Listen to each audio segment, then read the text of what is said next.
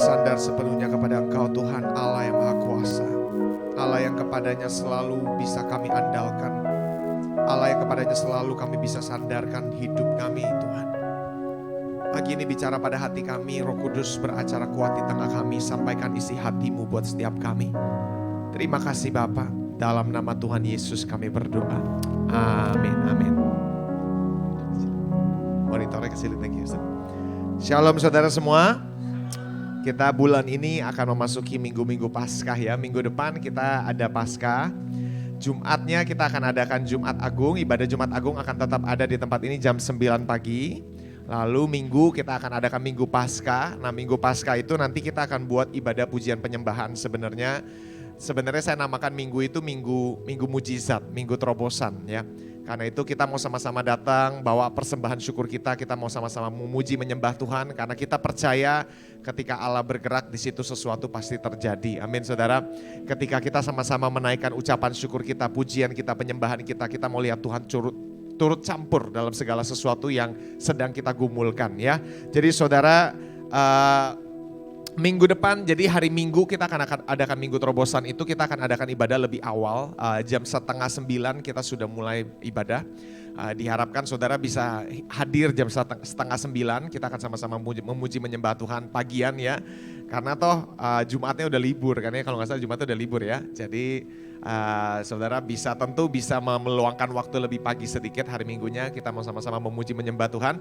Lalu di hari Minggu itu juga saudara saya dorong nanti mungkin saya akan persiapkan Jumat itu sebuah kertas doa. Mungkin Vina bisa tolong bantu siapkan ya kertas doa sederhana saja. Saudara bisa sama-sama tulis pergumulanmu, nanti hari Minggu kita bawa sama-sama kita bawa di hadapan Tuhan. Kita mau sama-sama berkata, Tuhan kami perlu turut campur tanganmu, kami perlu engkau bertindak dalam bagian ini dan sebagainya. Kita akan sama-sama memuji menyembah Tuhan, jadi Minggu Paskah akan jadi Minggu terobosan buat setiap kita. Amin saudara. Hari ini di bulan ini kita masuk tema baru karena sekali lagi kita masuk Minggu Paskah dan tema yang ketika saya berdoa saya tergerak untuk kita memasuki sebuah tema baru bulan ini. Tema kita bulan ini tolong ditampilkan slide-nya, judulnya Ton.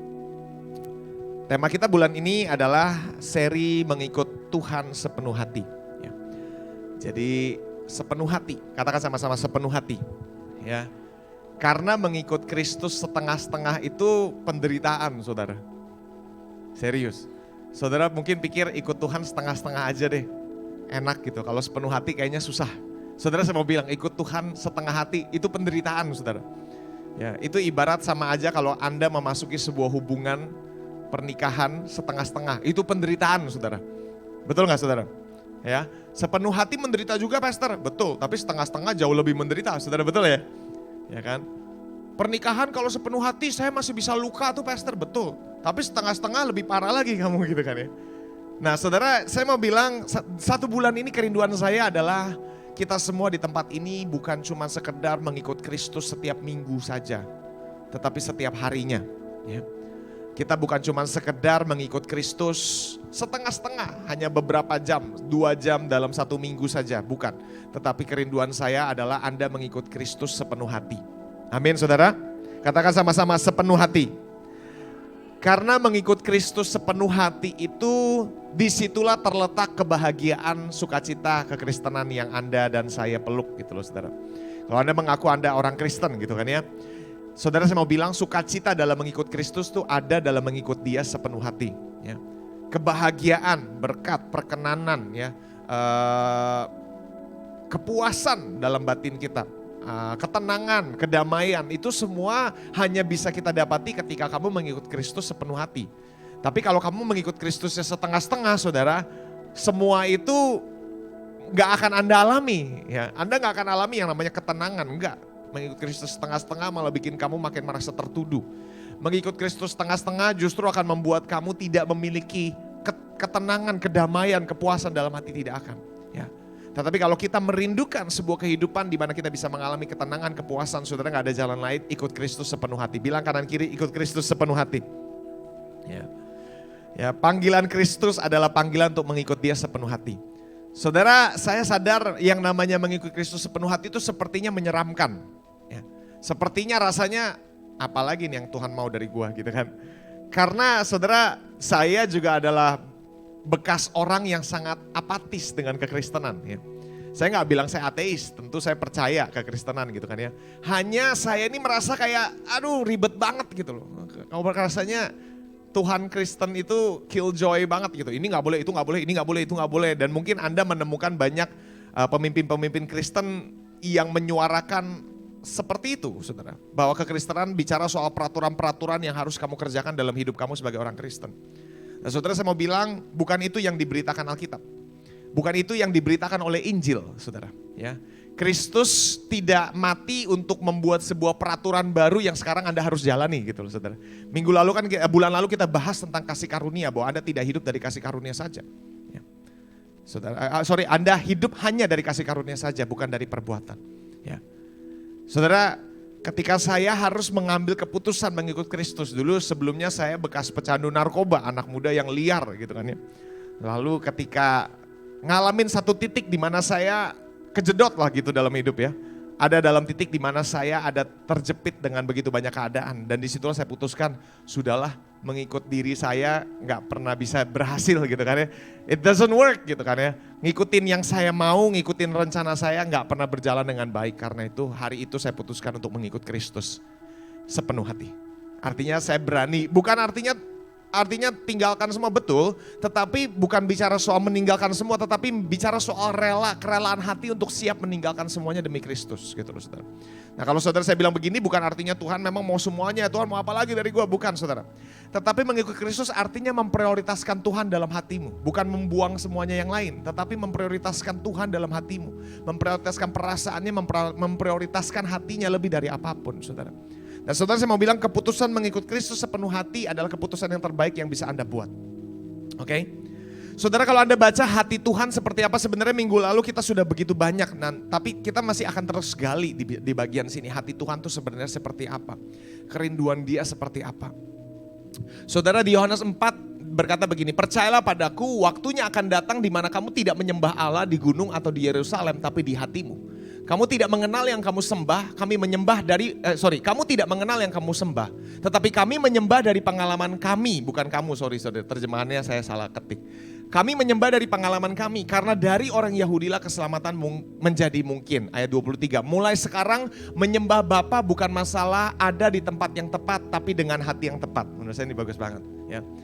Karena Allah adalah roh dan Ia merindukan penyembah-penyembah yang menyembah dan mengaguminya dalam dimensi roh dan kebenaran. Ya. Mulai sekarang menyembah Bapa bukan bicara soal masalah, cara, tempat gitu dan sebagainya. Bukan bicara soal musik yang tepat, lagu yang tepat, suasana yang tepat, bukan. Tetapi Tuhan bilang mulai sekarang menyembah Bapa bicara soal hati yang tepat. Ya. Bicara soal Anda meletakkan imanmu pada apa. Saudara, saya sedikit meralat apa yang 2 minggu lalu saya khotbahkan. Saya 2 minggu lalu ada bicara soal bahwa iman itu tidak menggerakkan Tuhan tetapi menggerakkan Anda. Ya. Saya sedikit meralat, saya tetap setuju dengan hal itu, tetapi saudara, maksud saya begini. Saya bukan bicara bahwa iman sama sekali tidak menggerakkan Allah dengan cara berarti Tuhan gak peduli sama iman. Bukan itu maksud saya. Tapi begini saudara, karena seringkali orang Kristen menaruh imannya bukan pada Tuhannya, tetapi pada tindakan religinya. Ya saudara, seringkali orang Kristen menaruh iman bukan kepada Tuhannya, tetapi kepada tindakannya, saudara. Ya, seringkali kita berpikir kalau saya pelayanan Tuhan akan memberkati saya. Jadi iman kita bukan kepada Tuhan yang memberkati, tetapi kepada pelayanan yang membuat saya diberkati. Tanpa sadar kita seringkali kita menaruh iman kepada perpuluhan kita contohnya. Ya. Kita menaruh bahwa karena ini saya diberkati, karena itu saya diberkati. Ya, tanpa sadar banyak dari kita berpikir karena saya menabur saya diberkati. Walaupun itu benar saudara, tetapi itu memang dasarnya prinsip dunia. Anda tabur, Anda pasti tuai gitu kan ya. Tetapi saudara, orang Kristen tidak pernah boleh menaruh iman kita pada taburannya. Tetapi kepada Tuhannya saudara. Karena bukan kepada tindakannya kita percaya, bukan kepada tindakannya kita berharap, tetapi kepada Tuhannya kita berharap. Ya.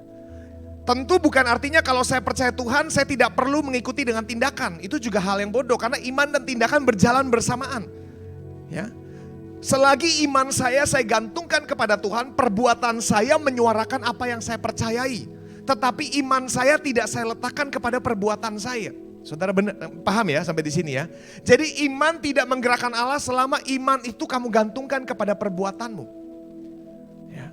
Kalau minggu depan kita buat minggu mujizat gitu kan. Wah saya menyembah, lihat saya menyembah, penyembahan saya lagi bagus banget nih hari ini. Waduh gitu kan. Suara saya lagi bagus nih hari ini. Pagi-pagi saya bisa menjaga emosi nih. Pagi-pagi saya bisa menjaga damai nih. Wah Tuhan pasti buat mujizat. Itu tanpa sadar berarti Anda sedang menggantungkan iman kekristenanmu pada perbuatanmu, pada performa kita. Dan saudara yang seperti itu tidak menggerakkan Allah. Tetapi kalau Anda mau datang saudara di hadapan Tuhan. Anda datang dan berkata Tuhan kepadamu aku berharap. Tapi bukan berarti kita gak melakukan apapun. Tentu kita menyembah, tentu kita memuji, tentu kita naikkan dengan segenap hati. Tetapi kita tahu bukan kepada perbuatannya saya bersandar. Ya. Ya. Saudara paham ya? Jadi saya ambil contoh begini. Misalnya Anda berdoa akan sesuatu, lalu Tuhan tiba-tiba Anda tergerak untuk berpuasa. Saudara. Saya mau memperjelas begini saudara. Anda jangan berpikir puasanya yang membuat saya bisa dapat terobosan. Memang betul Anda berpuasa, tetapi imanmu bukan pada puasamu, imanmu kepada Allah yang memberi. Tapi kalau imanmu pada puasa, kalau sampai karena satu dan lain hal Anda terpaksa batal puasa, Anda pasti merasa bersalah. Betul nggak? Kenapa Anda bisa merasa bersalah? Karena Anda menggantungkan imanmu kepada perbuatan religinya. Bukan artinya sekarang kalau iman saya kepada Tuhan, puasa saya boleh bolong-bolong, bukan seperti itu. Tentu kita berpuasa, tetapi kita tahu bukan puasanya yang mendatangkan terobosan. Tetapi kepada ketaatan saya kepada Allah yang sudah berbicara kepada saya. Janjinya yang saya pegang, bukan perbuatan saya yang saya pegang. Saudara paham ya? Ya. Jadi Tuhan bilang di Yohanes diajarkan bahwa Yesus sendiri yang ngajar sebenarnya ini saudara. Yesus sendiri yang ngomong bahwa mulai hari ini penyembahan bukan bicara soal lagu yang tepat, suasana musik yang tepat, gedung yang tepat dan sebagainya. Tapi Tuhan Yesus cuma bilang, mulai hari ini penyembahan hanya berpusat kepada satu saja. Hati yang tepat. Hati yang terarah kepada Allah. Dan ini berita baik saudara. Berita baik buat kalau Anda merasa suara Anda jelek, puji Tuhan. Karena bukan suaramu yang dicari, betul gak saudara? Bukan suara yang tepat yang dicari Allah. Kalau Anda merasa, aduh gue suka nyanyi, suara gue bagus tapi gue gak hafal lirik gitu kan. Kadang-kadang yang main lirik juga suka bengong gitu mungkin gitu kan. Aduh ini lagunya gimana? Puji Tuhan karena bukan bicara soal lagunya yang tepat. Selama hatimu tepat. Misalnya nyanyinya lagu Mandarin misalnya di sini. Waduh ini nyanyi lagu Mandarin nih gitu kan. Tapi selama hatimu tepat saudara, Anda tetap bisa masuk dalam penyembahan loh. Ya. Selama hatimu tepat saudara, mau lagunya lagu Jawa, mau lagu-lagunya lagu apa, Inggris sekalipun. Tapi kalau hatimu naik ke hadapan Tuhan saudara, lagu lirik gak terlalu terpengaruh. Percaya gak saudara? Ya. Selama hati kita Anda curahkan di hadapan Tuhan, mau lagunya apa saudara itu udah gak lagi pusing. Karena bagian kita Tuhan bilang yang paling penting adalah masalah hati yang tepat. Ini dari terjemahan Passion Translation. Ya. Nah selama 1 bulan ini kita akan bicara soal bagaimana kita mengikut Kristus sepenuh hati. Bagaimana kita menjadi kekristenan yang lebih daripada sekedar ibadah minggu, tetapi menjadi gaya hidup kita sehari-hari. Dan selama 1 bulan ini kita akan kupas beberapa tokoh-tokoh perjanjian lama gitu kan ya. Jadi hari ini, khusus hari ini saya mau membahas tentang seorang bernama Hana. Saya mau ajak kita sama-sama buka 1 Samuel 1 ayat 9 sampai 17. Yang sudah dapat katakan amin. Di sini aja saudara saya sudah siapin. 1 Samuel 1 ayat 9 sampai 17. Yuk kita baca sama-sama 1, 2, 3. Pada suatu kali setelah mereka habis makan dan minum di Silo, berdirilah Hana sedang Imam Eli duduk di kursi dekat tiang pintu bait suci Tuhan. Dan dengan hati pedih ia berdoa kepada Tuhan sambil menangis terseduh-seduh. Ayat 11. Kemudian bernazarlah ia, katanya, Tuhan semesta alam, jika sungguh-sungguh engkau memperhatikan kesengsaraan hambamu ini dan mengingat kepadaku dan tidak melupakan hambamu ini, tetapi memberikan kepada hambamu ini seorang anak laki-laki, maka aku akan memberikan dia kepada Tuhan untuk seumur hidupnya dan pisau cukur tidak akan menyentuh kepalanya. Ketika perempuan itu terus-menerus berdoa di hadapan Tuhan, maka Eli mengamat-amati mulut perempuan itu, dan karena Hana berkata-kata dalam hatinya dan hanya bibirnya saja yang bergerak-gerak, tetapi suaranya tidak kedengaran, maka Eli menyangka perempuan itu mabuk. Lalu kata Eli kepadanya, berapa lama lagi engkau berlaku sebagai orang mabuk? Lepaskanlah dirimu daripada mabuk itu. Tetapi Hana menjawab, bukan tuanku, aku seorang perempuan yang sangat bersusah hati. Anggur ataupun minuman yang memabukkan tidak kuminum, melainkan aku mencurahkan isi hatiku di hadapan Tuhan. Janganlah anggap hambamu ini seorang perempuan dursila, sebab karena besarnya cemas dan sakit hati, aku berbicara demikian lama. Keren ya saudara. Lalu ayat terakhir, jawab Eli, pergilah dengan selamat dan Allah Israel akan memberikan kepadamu apa yang engkau minta daripadanya. Singkat cerita, kita melihat bahwa Hana akhirnya doanya dijawab Tuhan, dia dapat anak, dan betul Hana menempati nazarnya. Dia memberikan Samuel kepada Tuhan, ya saudara, itu ceritanya. Nah saudara, jadi kalau kita lihat kondisinya, kita mau bahas tentang seorang bernama Hana. Saudara mesti tahu bahwa Hana ini kan dikatakan mandul.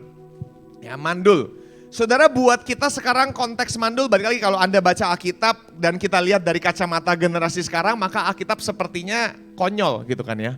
Ini ngapain nih pisau cukur segala macam, nggak pisau cukur, emang apa hubungannya? Karena kita harus melihat Alkitab ini, cerita narasi ini dari konteks zaman itu saudara ya. Kenapa dia bilang cukur rambut segala macam, itu bicara soal nazir Allah yang dibahas di kitab Bilangan, kurang lebih seperti itu. Jadi intinya saudara, kalau kita melihat ini dari kacamata sekarang, maka akan terlihat konyol gitu loh. Mandul aja sampai kayak begini. Tapi kalau Anda melihat dari kacamata zaman itu dan budaya mereka di zaman itu saudara, orang yang mandul di masa itu bukan cuma sekedar kesedihan. Anda istilah gini, di zaman kita sekarang kalau kita mandul aja kita sedih. Betul ya? Di zaman dulu bukan cuma sedih, tetapi termasuk juga di dalamnya malu. Kenapa? Karena orang yang mandul di zaman itu dianggap dikutuk Tuhan. Nah, orang yang mandul dianggap saat itu tidak memiliki perkenanan Tuhan atau ada yang salah dalam dirinya. Ada sesuatu yang salah pada keluarga itu. Dan yang lebih parah lagi kita lihat jelas yang salah bukan Elkana, karena Elkana ini punya 2 istri. Kenapa pastor kok punya 2 istri? Ini zaman dulu, jangan sekarang jangan bilang boleh itu punya 2 istri gitu kan ya. Karena zaman dulu memang masih poligami dan sebagainya gitu kan ya di culture zaman itu. Tapi intinya Elkana punya 2 istri. Hana istrinya yang satu ini tidak punya anak, istrinya yang kedua punya anak. Berarti kita tahu masalahnya bukan pada Elkananya, bukan pada suaminya. Karena sama istri yang satu lagi dia punya anak. Jadi semua kampung, satu kampung tuh tahu yang masalah bukan Elkana, yang dikutuk Tuhan bukan Elkana. Karena Elkana punya anak dari istrinya yang satunya. Jadi satu kampung tahu yang masalah ini Hana. Yang ada dosa nih mungkin dia, yang ada dikutuk Tuhan ini dia gitu loh. Saudara bisa merasakan kepedihan hati Hana. Dan saudara kalau Anda baca di ayat sebelumnya, Penina istrinya Elkana satu lagi, sering kayak apa ya, ngeledekin gitu loh. Bukan ngeledek, mungkin nyindir gitu ya, gitu kan. Gue punya anak, anak lu mana? Ups, gue lupa gitu, mungkin gitu kan, kurang lebih gitu kan. Jadi sering hatinya tuh dibikin pedih gitu kan. Jadi makin lama dia bukan cuma dapat rongrongan dari keluarganya, tapi satu desa juga melihat dia dengan tatapan ini perempuan yang dikutuk gitu kan. Ada sesuatu yang salah sama diri dan sebagainya. Dan ini yang terjadi dalam hidup Hana. Nah saudara, yang saya suka adalah bagaimana Hana bisa menerobos keluar dari keadaan dia ini saudara. Ya. Jadi ada 3 hal yang saya mau bahas mengenai Hana, bagaimana kita mengikut Tuhan sepenuh hati walaupun dalam keadaan sepertinya hidup kita seperti dikutuk Tuhan gitu loh. Sepertinya saya gak bilang hidup Anda beneran dikutuk Tuhan, tetapi orang berkata hidup Anda dikutuk Tuhan. Orang berkata bahwa Tuhan tidak menyertai Anda dan sebagainya. Ya. Bagaimana kita bisa mengikut Kristus sepenuh hati dalam keadaan dimana sepertinya Allah memalingkan muka dari hidup kita. Nah ini yang kita mau bahas. Yang pertama, saudara, poin pertama yang saya mau sampaikan, Anda harus pergi ke Silo. Silo itu apa? Silo itu tempat bait Allah di masa itu, tempat saudara tahu kemah pertemuannya dan sebagainya, imam dan semuanya di situ, Silo. Nah, tapi Silo itu sebenarnya kata Ibraninya punya huruf arti harfiahnya begini. Silo itu tempat peristirahatan, tempat tenang atau tempat damai. Kalau saya suka bahasa Inggrisnya sebenarnya solitude. Gitu. Sebuah tempat di mana kita ini tenang. Sebuah tempat di mana kita ini ngalamin relax dalam jiwa kita. Saudara tahu gak sih bahwa kemarin saya sempat baca. Dalam dunia di mana hiburan paling tinggi, justru di situ tingkat depresi paling tinggi. Tingkat bunuh diri paling tinggi di tempat di mana dunia hiburan paling tinggi. Contohnya, kita ambil Amerika contohnya. Amerika kan negara yang hiburannya top banget saudara. Ya, orang susah di sana aja udah jauh lebih baik daripada orang susah di sini. Saudara paham ya? Jadi negara sana tuh negara yang penuh dengan hiburan gitu kan ya. Saudara kan lucunya gini, ketika otakmu penat, siapa di sini otaknya pernah penat? Pernah dong ya. Rasanya stres. Kalut lah, saudara, penuh gitu kan, hidup kita ini kan kayaknya bergerak dengan sangat cepat kan saudara. Dan rasanya banyak banget kesibukan, kebisingan dan sebagainya. Saudara, pemikiran kita kan harusnya ketika kita penat otaknya kita cari apa? Hiburan. Ya kan? Kalau nggak nonton, handphone, sosial media dan sebagainya, itu hiburan. Kenapa? Karena kita berpikir ketika saya lelah, ketika saya letih, ketika saya lagi kalut pikiran saya perlu sesuatu yang menghibur pikiran saya. Itu pemikiran kita. Tetapi saudara, seorang peneliti otak, ini saintisnya otak gitu, ilmuwan otak lah, dia mempelajari soal otak. Ternyata begini saudara, otak itu gak bisa bedain antara kesenangan dan rasa sakit. Stres dan ketenangan, dua-duanya buat mereka. Otak itu perlu, intinya gini, Tuhan menciptakan otak itu perlu balance, otak itu perlu keseimbangan. Terlalu banyak hiburan bagi otak diartikan sama saja dengan terlalu banyak penderitaan. Bagi otak loh, dia gak bisa bedain antara penderitaan sama hiburan. Jadi ketika kita sedang mengalami penderitaan, kita cari hiburan lebih banyak, otak tuh ngelihatnya kayak aduh gitu saudara. Jadi berasa kayak bener-bener dipompa habis. Anda nonton TV seharian karena libur. Setelah nonton TV 5 jam, Anda merasa, otak gue penat, gue nonton lagi gitu kan. Yang terjadi apa? Otak Anda malah makin sakit gitu loh saudara.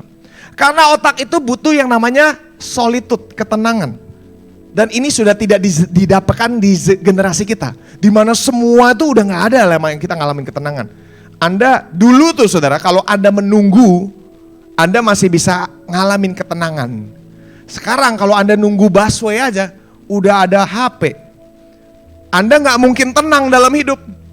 Anda udah gak ngalamin namanya ketenangan. Solitude tuh udah gak ditemukan dalam hidup kita sekarang ini. Nah karena itu terlebih lagi di zaman sekarang kita perlu pergi ke silo. Kita perlu punya tempat silo. Masing-masing setiap kita perlu punya silo. Apa itu silo? Tempat peristirahatan, tempat yang tenang, tempat yang damai. Tempat di mana Allah bisa berbicara kepada Anda. Tempat di mana Allah bisa berjumpa dengan Anda. Tempat di mana Anda bisa mencurahkan hatimu kepada Allah. Tempat di mana HP-mu gak ikut masuk.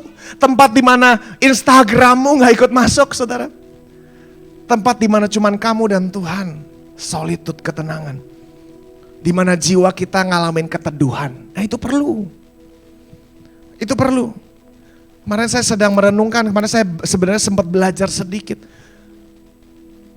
Saudara tahu bahwa Yesus itu kan juga orang yang sibuk. Anda jangan pikir Anda lebih sibuk dari Yesus saudara. Yesus itu di masa dia hidup sibuknya minta ampun. Dan hidup dia senantiasa dikerumuni banyak orang loh saudara. Kemanapun dia pergi orang desek-desekan. Mau ketemu dia, mau jamah dia, mau pegang dia. Saudara bisa bayangin hidupnya seramai apa, sebising apa hidupnya, betul gak? Tapi dia punya habit. Pagi-pagi sekali dia pergi ke tempat tenang, berdoa dengan Bapaknya di surga. Ya, itu solitude. Tempat solitude Yesus. Yesus aja perlu solitude gitu loh saudara. Yesus aja perlu punya silo. Ya, apalagi kita, saudara. Ya. Dan saudara, saya suka bagaimana saat ini Hana ada dalam keadaan di mana dia terjepit oleh banyak keadaan. Ya. Tetapi yang saya suka dari Hana, dia memilih untuk tidak mengeluh. Dia menolak untuk mengeluarkan keluhannya. Kalau menurut saya, dia pasti punya banyak keluhan dalam hati. Ya. Tetapi dia menolak untuk mengeluh. Saudara, keluhan tuh artinya apa sih? Mengeluh itu ketika saya research, artinya begini. Untuk memiliki perdebatan rahasia dalam batin seseorang. Ya.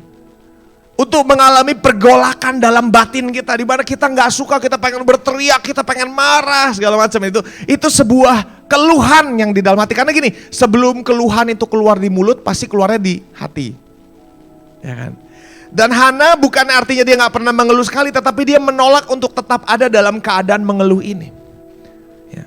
Karena biasanya ketika Anda terjepit dalam keadaan yang membuat Anda menderita, saudara, seringkali kita berteriak untuk minta kelepasan, kita berteriak dalam hati mengeluh, saudara.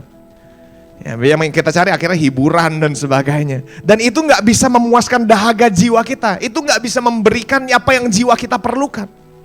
Itu nggak bisa refresh, refuel otak jiwa kita, nggak bisa, saudara, nggak bisa. Ya, dan karena itu apa yang dikerjakan Hana? Hana menolak untuk memiliki perdebatan dalam hatinya, tetapi dia mulai mencari Allah. Dia datang kepada Allah. Dia curahkan isi hatinya di hadapan Allah. Yang saya suka, saudara, saya percaya ini keluhannya sudah berjalan. Keluhan dalam batin ini sudah mungkin 1 tahun lebih dia simpan dalam hati. Dan akhirnya ketika kesempatan, mereka setiap tahun pergi ke Silo gitu kan ya. Ke Silo untuk beribadah, membawa persembahan dan sebagainya. Dan akhirnya ketika ada kesempatan dia ke Silo. Dia datang ke Silo, dia bawa semua pergumulan dia. Semuanya dicurahkan di hadapan Tuhan. Dan saya mau bilang, itu yang Anda perlukan buat jiwamu. Sebuah tempat ketenangan, sebuah solitude. Di mana Anda tidak menambahkan hiburan, menambahkan aktivitas yang membuat Anda berpikir Anda bisa terhibur, tetapi Anda bawa itu di hadapan Tuhan. Curahkan semuanya di hadapan Tuhan.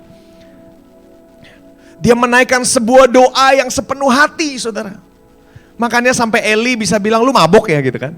Itu udah pasti orang doanya sepenuh hati, sampai dia udah udah nggak peduli sama penampilannya gitu loh, saudara. Anda tahu kan ya? Anda pernah nggak sih Anda ada dalam posisi di mana Anda benar-benar sepenuh hati sampai nggak sadar mukamu kayak apa? Ya kan? Kalau Anda menyembah masih pikirin, aduh muka gue cantik gak ya? Nah itu belum sepenuh hati, karena kita masih terpecah hati gitu kan. Tapi kalau Anda sudah menyembah dan sepenuh hati istilahnya, Anda nggak usah ngomongin menyembah deh. Anda kalau misalnya lagi mendukung tim kesukaanmu, Anda dukung, itu muka udah gitu kan. Anda udah nggak peduli, kenapa? Sepenuh hati. Udah nggak peduli penampilan. Udah bener-bener totalitas sepenuh hati gitu kan ya. Nah doa yang setengah-setengah tidak akan bisa membawa Anda keluar dari pergumulan batin kita, nggak bisa. Saudara, doa yang setengah-setengah nggak bisa membuat Anda mengalami kelegaan dalam jiwa yang dijanjikan Yesus dalam Matius 11 ayat 28-30. Saudara, datanglah kepadaku yang berbeban berat dan letih lesu. Aku akan memberikan kelegaan. Dan kelegaan itu hanya bisa kita terima ketika kita berdoa sepenuh hati, saudara. Artinya kita curahkan di hadapan Tuhan, kita bawa sepenuh hati.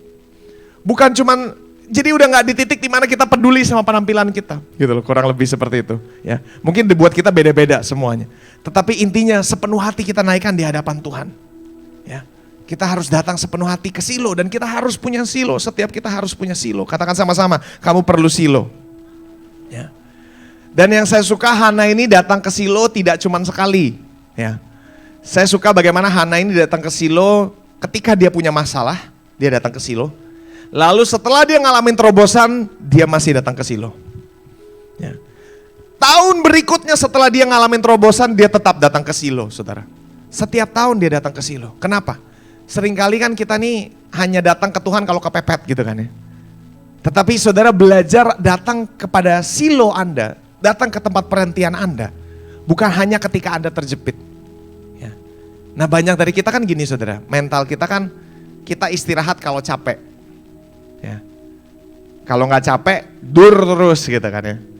Nah ini masalahnya, dalam kerohanian Anda nggak bisa pakai prinsip itu. Anda nggak bisa datang kepada Tuhan hanya ketika Anda capek. Anda harus bisa datang kepada Tuhan sebelum Anda capek sebenarnya begitu. Jadi jadikan itu habit, punya Silo dalam hidup kamu. Ya. Jangan sampai ketika Anda akhirnya menerima apa yang Anda rindukan, Anda malah kehilangan apa yang sebenarnya Anda paling perlu. Ya. Hana ketika akhirnya dia terima Samuel, dia tetap menjaga apa yang paling penting dalam hidupnya. Apa? Silo.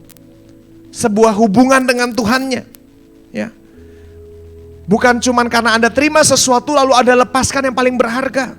Anda tetap perlu yang namanya batu karang buat jiwa kamu. Anda tetap perlu yang namanya sauh bagi jiwamu. Sebuah kestabilan dalam jiwamu, tempat di mana kamu bisa berduaan dengan Allah. Tempat di mana Allah bisa menguatkan kamu, tempat di mana Allah bisa membentuk kamu, menegur kamu dan mendewasakan kamu. Sayangnya saudara, di dunia kita sekarang yang pertama kali dibuang ini Silo. Saya lupa tambahkan tadi. Yesus itu kan punya praktek, punya ketenangan. Setiap hari dia ada waktu bersama Tuhan. Dan saudara tahu bahwa gereja mula-mula, pengikut Kristus mula-mula juga menjalankan praktek ini. Pengikut Kristus mula-mula ternyata mencatat bahwa mereka ini punya kebiasaan, habit, gaya hidup di mana mereka pergi ke sebuah tempat tenang di mana mereka sendirian dengan Tuhan. Saudara. Dan praktek ini mulai hilang sebenarnya ketika gereja mulai menjamur di mana-mana. Ya. Disitulah orang-orang mulai menggantikan hubungan dengan Allah dengan ibadah yang seminggu sekali. Gitu loh saudara. Disitulah sebenarnya mulai mengalami kemerosotan kekristenan kita. Ya. Karena itu saudara, saya mau bilang hari ini saya mau mengingatkan kita. Semakin sibuk pelayanan kita saudara, justru semakin Anda perlu silomu dengan Tuhan. Semakin sibuk hidup Anda sekarang saudara, Anda semakin perlu tempat silo dengan Tuhan. Ya. Karena saya percaya kita ini hidup di zaman yang aneh gitu kan. Kita ini hidup di zaman yang kita bisa bilang mengerikan. Ya. Yang dunia perlu bukan cuma sekedar gereja yang penuh kasih saudara. Walaupun itu penting. Tapi saudara, dunia ini perlu gereja yang berdoa. Dunia ini perlu orang Kristen yang bukan cuma dikenal karena kasihnya saja. Tetapi dipenuhi orang-orang Kristen yang mengerti bagaimana berdoa. Bagaimana saya bisa punya silo dalam hidup saya walaupun cuma 2 menit. 3 menit. Nah masalahnya gini, kadang-kadang kita pikir silo itu harus 10 menit, 15 menit, 1 jam, 2 jam karena kita bandingin dengan orang lain. Saudara, silo itu bukan bicara soal durasi. Kan? Yang penting kualitas kita datang kepada Tuhan. Anda ada waktu di mana Anda berduaan dengan Tuhan. Itu perlu sekali, itu penting sekali. Yang pertama, pergi ke silo. Slide berikutnya. Slide berikutnya. Yang kedua, poin kedua yang saya mau bilang, yang mau sampaikan adalah kehidupan yang baik atau kehidupan yang ilahi. A good life or a godly life, saudara. Saudara, kenapa saya bilang saya bandingkan kedua ini? Karena saya bilang gini, kehidupan yang baik seringkali berusaha menggantikan kehidupan yang ilahi. Seringkali ketika keadaan sudah dalam keadaan yang oke, di mana kita udah nyaman, aman, itu seringkali menggantikan kehidupan doa kita. Saudara, saya suka kita baca di ayat 6 ini saudara, dikatakan begini, tetapi madunya selalu menyakiti hatinya supaya ia gusar karena Tuhan telah menutup kandungannya. Demikianlah terjadi dari tahun ke tahun, setiap kali Hana pergi ke rumah Tuhan, Penina menyakiti hati Hana sehingga ia menangis dan tidak mau makan. Ya ini tadi yang saya bilang, latar belakangnya. 8 saudara, saya suka bagaimana Elkana mencoba menghibur istrinya. Menurut saya ini cowok banget gitu kan. Cowok ini kadang-kadang punya kepedean yang meroket gitu kan ya. Istrinya lagi menderita, jawabnya gini. Lalu Elkana suaminya berkata, Hana, mengapa engkau menangis dan mengapa engkau tidak mau makan? Mengapa hatimu sedih? Bukankah aku lebih berharga bagimu daripada 10 anak laki-laki? Ini cowok banget gitu. Cowok kan gitu kan ya. Emang gua gak cukup? Wes gitu kan ya. Orang gua lagi pedih hatinya. Gua gak cukup? Wes gitu kan. Cowok banget gitu. Si Elkana mencoba menghibur ini perempuan. Tapi memang cowok itu kan pedenya lah gitu kan. Apa aku tidak lebih berharga daripada 10 anak laki-laki? Yang si cewek juga bingung, kalau gue jawab iya, gue bingung, kalau gue jawab enggak, gue juga bingung gitu kan. Saudara. Tapi saudara, saya mau bilang gini, dalam hidup kita selalu akan ada suara Elkana yang berkata, emang segini gak cukup? Emang segini aja lu gak cukup, kenapa lu mau minta lebih dari Tuhan? Emang lu gak bersyukur dengan apa yang sekarang lu punya? Kenapa lu mesti berdoa untuk terobosan? Emang lu gak bersyukur, udah minimal suami lu minimal punya kerjaan, walaupun begini misalnya gitu kan. Udah, kenapa lu gak bersyukur aja? Kenapa lu mesti minta yang lebih lagi sih dari Tuhan? Saudara, berapa banyak daripada Anda pernah mengalami di mana hidup Anda punya suara Elkana, ya? Bukan orang ya, jangan tunjuk Elkananya siapa, tapi seringkali itu di hati kita sendiri kan. Emang lu gak bersyukur dengan penghasilan segini, gitu kan? Emang lu gak bersyukur dengan keadaan hidup lu sekarang? Kenapa lu mesti berdoa untuk lebih lagi? Kenapa lu minta diberkati lebih lagi? Kenapa lu gak bersyukur aja dengan apa yang lu punya? Akan ada selalu suara Elkanah yang berkata, udah settle. Udah di sini aja. Udah yang di sini kan lu aman hidupnya. Di sini kan lu happy hidupnya. Ngapain lu mesti capek-capek puasa lagi? Ngapain lu capek-capek mesti doa untuk terobosan yang baru? Udah begini aja lu nikmatin, syukurin. Betul gak saudara? Saudara, saya mau bilang akan selalu ada suara Elkanah yang berkata segini saja cukup. Akan ada suara Elkanah yang selalu berkata begini, udah gak usah minta lebih banyak. Bersyukur, nanti Tuhan marah. Udah bersyukur lu masih bisa napas gitu kan. Saudara, suara Elkanah ini suara yang gak mengerti hati Tuhannya. Saudara, kalau Anda orang tua, bukankah di hatimu ingin memberkati anakmu lebih banyak? Saudara, akan ada suara Elkanah yang seperti menarik Anda, seperti tarikan gravitasi yang menarik Anda kepada fase hidupmu yang sebelumnya. Karena biasanya manusia ketika mulai dihadapkan dengan oposisi, dihadapkan dengan ketidaknyamanan, manusia selalu berpikir enakan dulu. Ya, banyak orang ketika memutuskan untuk ikut Kristus, biasanya kan didorong juga dengan emosi. Aku mau ikut Tuhan. Aku siap mengorbankan hidupku untuk Tuhan. Ketika ngalamin proses dari Tuhan, kejeduk, langsung pemikirannya enakan dulu kalau gue belum ikut Tuhan. Gue bisa semau-mau gue. Enakan dulu gue kalau gosipin orang bisa segosip-gosipnya. Sekarang karena ikut Tuhan gue gak boleh ngata-ngatain orang. Enakan dulu. Walaupun gue gak bisa pukul lu karena gue gak berani. Tapi gue bisa caci maki lu sampai gue puas gitu kan. Sekarang ikut Tuhan gue terbatas gitu kan. Saudara, akan ada suara Elkanah yang membuat Anda menarik Anda mundur. Setiap kali Anda mengalami oposisi. Saudara, Tuhan mau Anda mengalami lebih banyak lagi. Tuhan mau, saudara, saya bilang itu hati Bapak, hati seorang Bapak ingin memberkati Anda. Ya. Jangan Anda dibuat merasa bersalah karena Anda merindukan hal yang lebih besar lagi dalam hidup Anda. Jangan Anda merasa bersalah kalau Anda sedang merindukan Tuhan berkati hidup saya lebih lagi. Akan ada orang yang bilang begini, lu begitu aja gak bersyukur, gua kalau udah punya uang segini lu juga bersyukur gitu kan. Akan ada suara yang begitu. Tapi kalau Anda mengerti hati Tuhanmu, Anda tahu Dia mau Anda diberkati lebih dari yang Anda hari ini punya. Jangan settle, jangan sekedar puas. Ya. Tentu ini bukan berarti saya tidak mensyukuri keadaan saya, bukan. Tapi sebagai orang Kristen kita perlu belajar sebuah seni. Seni apa, Pastor? Seni bagaimana saya bersyukur dengan keadaan saya, tetapi percaya yang lebih lagi yang sedang Tuhan siapkan buat saya. Jadi kalau ditanya apakah saya bahagia dengan hidup saya, tentu saya bahagia. Apakah saya bersyukur dengan keadaan yang hari ini Tuhan percayakan dalam hidup saya? Sangat bersyukur. Tetapi saya percaya hatinya. Saya percaya kebaikan Allah. Saya tahu Dia mau berkati saya lebih lagi. Saya tahu bagian saya lebih besar dari yang sekarang saya punya. Saya tahu jatah saya pada rencana Allah, pada rancangan Allah jauh lebih besar daripada yang sedang saya hidupi sekarang. Saudara, ini yang harus jadi kerinduan kita. Jadi kalau saya bilang minggu depan kita akan adakan minggu terobosan, berdoa sama-sama bawa pergumulanmu. Ya. Jangan Anda tertipu dengan suara yang karena berkata begini, udah hidup lu baik, lu gak perlu terobosan apa-apa tahu. Udah bagus lu dulu ditolongin Tuhan, udah bagus sekarang lu hidupnya baik, gak kayak yang lain, gak kayak itu, selalu ada suara begitu. Saudara, tapi saya mau bilang itu salah satu yang akan merampok Anda dari berkat yang sebenarnya Allah mau curahkan buat Anda.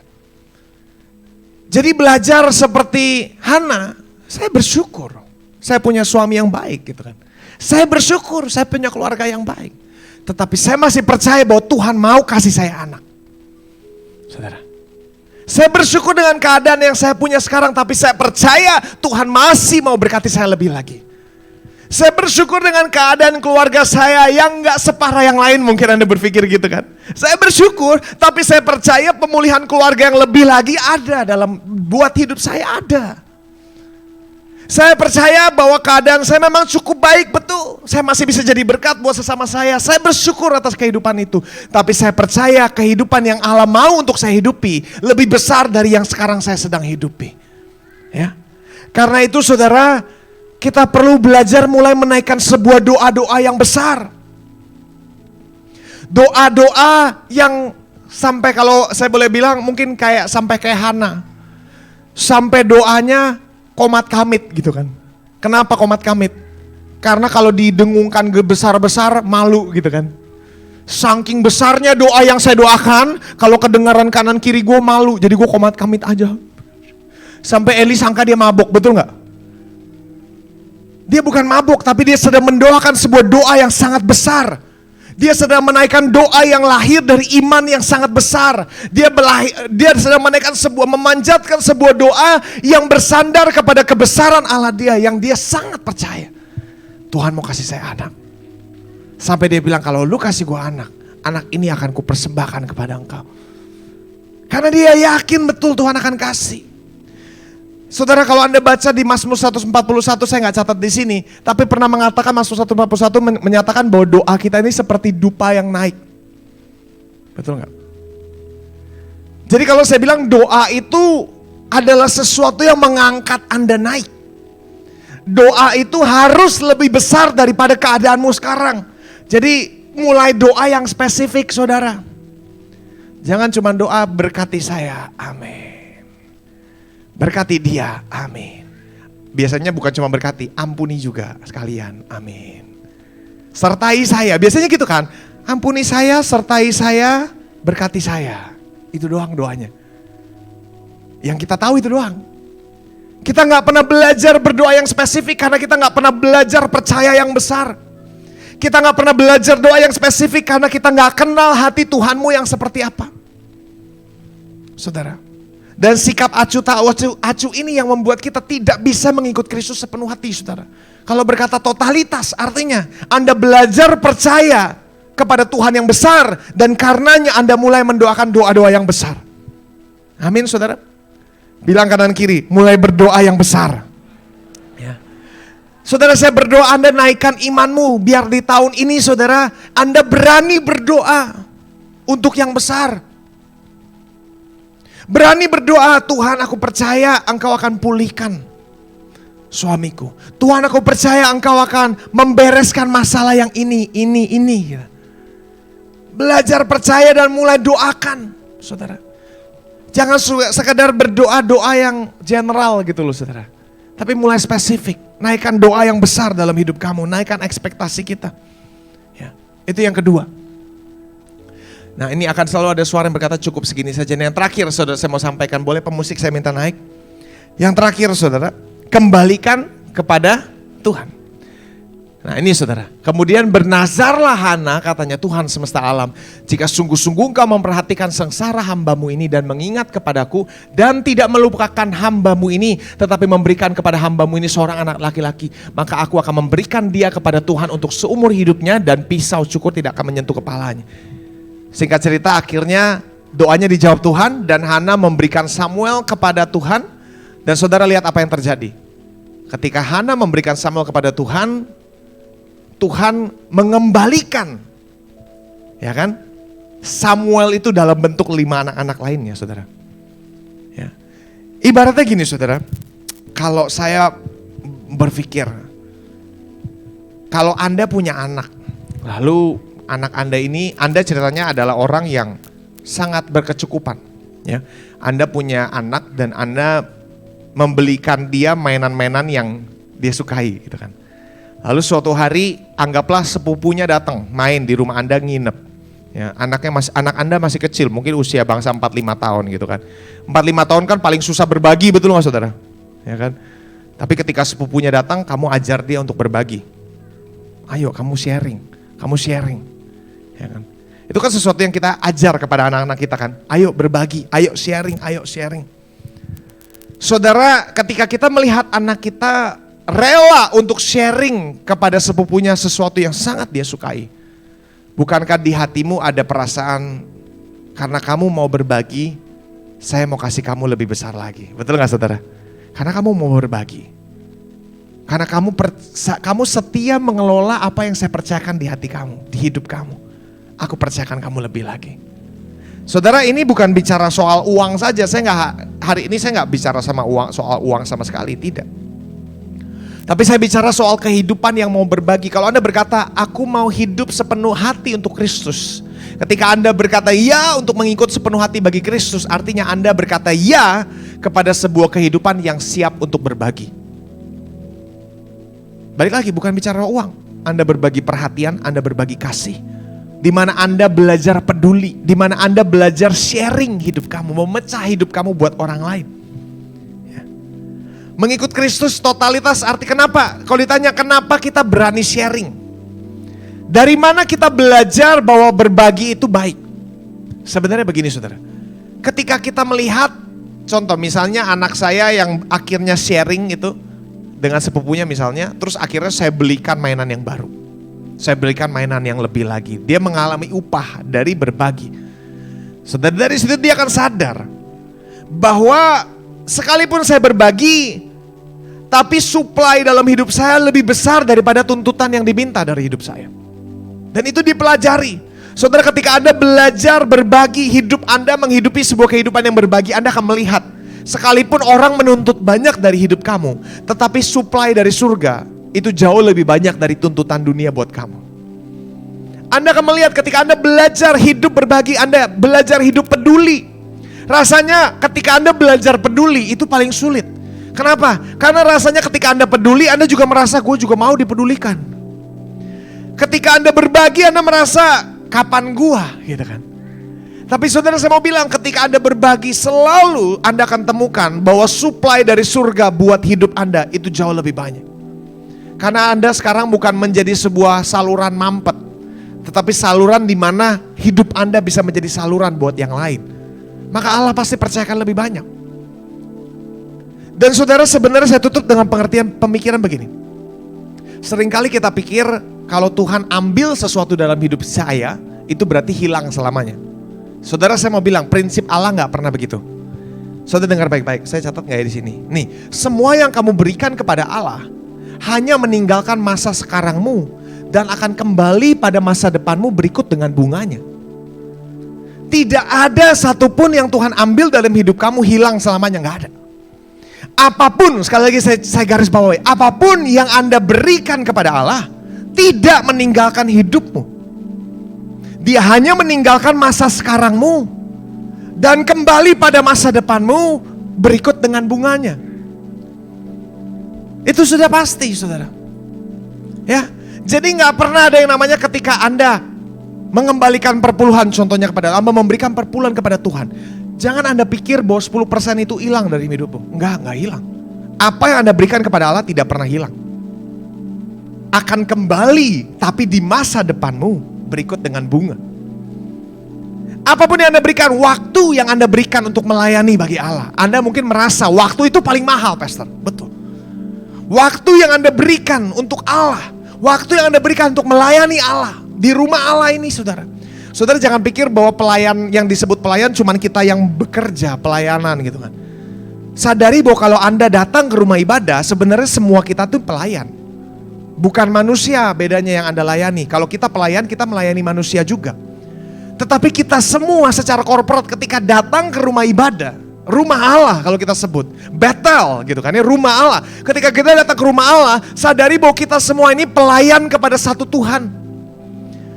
Ketika Anda menyembah, Anda tuh sedang melayani, Anda sedang menaikkan ucapan syukurmu. Saudara, saya mau bilang, waktu yang Anda berikan kepada Allah gak pernah hilang dalam hidup kamu. Rasanya sepertinya buang-buang waktu kan. 1 jam menyembah Tuhan rasanya buang-buang waktu. Saudara, gak ada yang namanya buang-buang waktu buat Tuhan. Waktu 1 jam yang Anda berikan kepada Allah akan kembali kepada masa depanmu, bukan dalam bentuk waktu tapi dalam bentuk berikut dengan bunga-bunganya.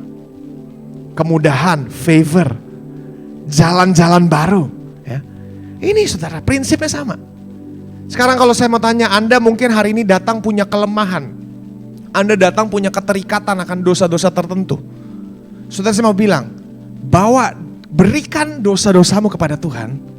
Dosa-dosamu akan meninggalkan masamu sekarang, kembali pada masa depanmu, tapi tidak dalam bentuk dosa. Kembali pada masa depanmu dalam bentuk kesaksian. Bagaimana Anda ngalamin terobosan, bagaimana Anda memerdekakan yang lain. Oh saudara, saya mau bilang, gak pernah Allah mengizinkan dirinya dikalahkan dari hal memberi, saudara. Anda jangan pikir, gila pemberian gue udah besar banget. Anda gak pernah bisa mengalahkan Allah dalam memberi, gak bisa. Ya. Setiap yang Anda berikan kepada Allah, Dia selalu kembalikan kepada kamu dengan bunga-bunganya. Itu udah pasti. Jadi jangan pernah Anda merasa bahwa hidupmu sekarang sepertinya mengalami kerugian. Saudara, kemarin saya sempat ada ngobrol sebenarnya sama istri saya. Dulu ketika kita masih muda, istri saya juga sama. Ketika kita masih muda sama-sama, pelayanan tuh rasanya seru banget gitu loh. Bukan artinya sekarang pelayanan gak seru, bukan. Maksud saya begini loh. Sekarang dengan keadaan hidup kita, ya saudara semua di sini mungkin sama kan, udah punya anak, udah punya keluarga, ya. Itu rasanya sulit sekali kan untuk menyediakan waktu lebih gitu kan. Dengan semua kesibukan yang sudah punya, rasanya susah. Tapi saudara, saya lihat ketika di masa muda, makanya saya bilang kadang-kadang usia-usia muda itu usia-usia paling tepat buat melayani sebenarnya. Ya, kalau anak muda kan gereja ada acara apa, datang terus gitu kan ya. Siap, karena waktu masih sangat-sangat banyak. Dan saudara, ketika masa muda diberikan, Anda melihat bahwa semua waktu yang Anda berikan kepada Tuhan di masa muda, itu gak pernah hilang. Hari ini saya melihat semua waktu yang saya berikan buat Tuhan di masa muda gak hilang. Dikembalikan di masa saya sekarang, tapi dengan begitu banyak perkenanan, dengan begitu banyak kemudahan. Ya. Jadi hari ini saudara, saya mau ajak kita sama-sama sebelum kita mempersiapkan diri mengambil perjamuan. Boleh pelayan perjamuan maju ke depan? Sebelum